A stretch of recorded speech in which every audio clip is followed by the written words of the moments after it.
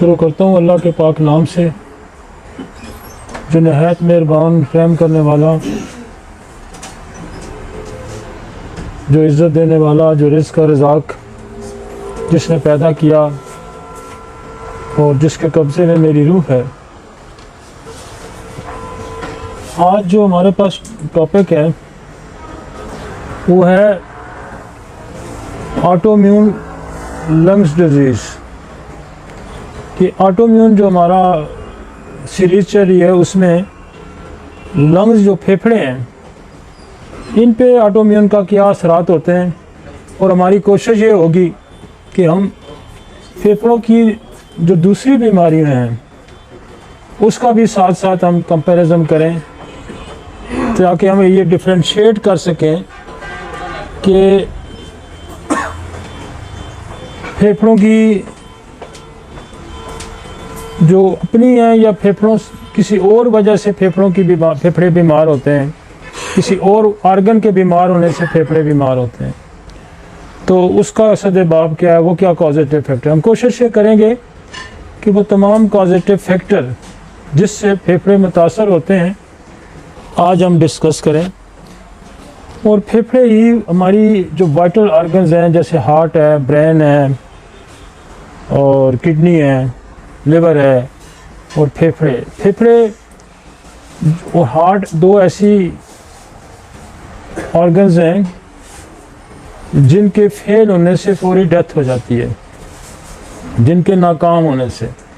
बाकी जो हमारे ऑर्गन्स हैं वो ग्रेजुअली टाइम लगता है, लेकिन अगर बॉडी के अंदर ऑक्सीजन नहीं सप्लाई बंद हो जाएगी, जिसका ज़िम्मा फेफड़ों के ज़िम्मे है, तो फिर वो डेथ हो जाती है, जिसको हम कहते हैं रेस्पिरेटरी फेलियर हो जाता है या हार्ट फेलियर हो जाता है। रीनल फेलियर जब होगा तो वो बड़ा टाइम लगाएगा। इसी तरह जो आपका लिवर फेलियर होता है वो भी बड़ा टाइम लगाता है, लेकिन रेस्पिरेटरी फेलियर फ़ौरन ज़िंदगी ख़त्म कर देता है, और इसी तरह हार्ट फेलियर भी ज़िंदगी को ख़त्म करता है। ये बड़ा आम हिस्सा है, और दुनिया फेफड़ों की बीमारियों से बड़ी परेशान भी है। और आज का जो सीज़न चल रहा है इसमें बेशुमार वायरसेस आए हुए हैं, और बेशुमार लोग, कोई ऑक्सीजन पे है, कोई वेंट पे है, कोई दूसरा। तो ये बड़ा ज़रूरी था कि इसको हम डिस्कस करें। तो चूँकि सीरीज़ भी हमारी ये चल रही थी ऑटोइम्यून डिजीज़, तो मेरी कोशिश थी कि मौसम की मुनासबत और इस सारे के हिसाब से मैंने इसको रखा। आगे हम ऑटोइम्यून डिजीज़ के काफ़ी सारी चीज़ें रहती हैं, अभी स्किन का चैप्टर रहता है तो उसको भी हम करेंगे, लेकिन आज हम करेंगे कि लंग्स की ऑटोइम्यून डिजीज़ क्या है और लंग्स की बाकी डिजीज़ क्या है। ठीक है जी। टॉपिक पे जाने से पहले मैं आज का जो मेरे पास अफ्रोज़म है, ये कंटिन्यूटी है लोकल डिजीज़ की, जो हम पीछे 8-10 अफ्रोज़म पढ़ चुके हैं, उसी पे अभी तक अनीमन जो है इसकी अहमियत से आपको अंदाज़ा हो जाएगा कि लोकल डिजीज़ जो है उसको कितनी उसने अहमियत दी है। कि लोकल डिजीज़ जो है अपीयरेंस से कुछ भी नज़र आता है तो आप इसको लोकल डिजीज़ ना समझें, बल्कि इसको इंटरनल डिजीज़ समझें। तो उसी पे बहस अभी तक चल रही है। तो आज का अफ्रोज़म जो है 199 है हमारे पास। अगर मर्ज़ की ख़ास होम्योपैथिक दवा अभी तक दरियाफ़्त नहीं हो सकी, वो कहता है कि अगर किसी मर्ज़ की, जो लोकल मर्ज़ की बात कर रहे हैं, अभी तक होम्योपैथिक दवा दरियाफ़्त नहीं हो सकी। ये देखें जो उस ज़माने की बात कर रहा है, आज से 200-250 साल पहले की। अब तो होम्योपैथिक बहुत दवाई प्रूव्ड हो चुकी है।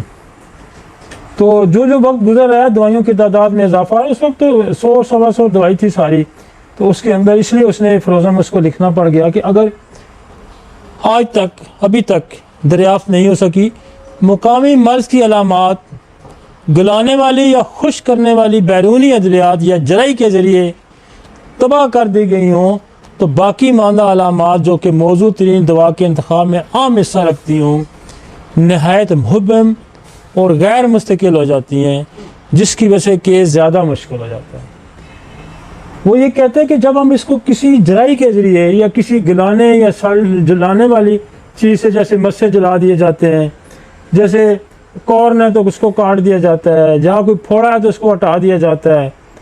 तो वो कहता है केस बड़ा ख़राब हो जाएगा, केस जो है ख़राब हो जाएगा और फिर उसको मुबम हो जाएगा, मतलब फैम नहीं रहेगा उसके अंदर कि हम इसका क्या करें। कि वो आपका ये जो कोई उबार था या कोई चीज़ थी जो डिसअपीयर हो गई है काटने से, जलाने से या किसी उससे, तो अब मेरी शनाख्त बड़ी मुश्किल हो। जैसे आप देखें ना, कॉर्न की शक्ल होती है तो हम कॉर्न की दवाई दे देते हैं, वॉर्स की शक्ल और होती है, लाइपोमे हैं, मीजल्स हैं, बेशुमार चीज़ें हैं।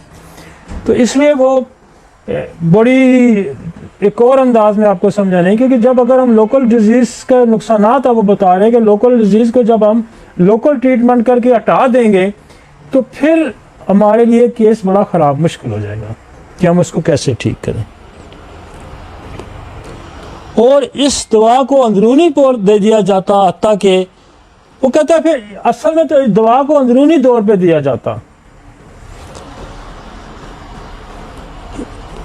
इस दवा को अंदरूनी तौर पे दिया जाता हत्ता कि मर्ज मुकम्मल तौर पर ख़त्म हो जाता, लेकिन बैरूनी आम अलामात हमारे मुशाहिदा से गायब हो चुकी थी।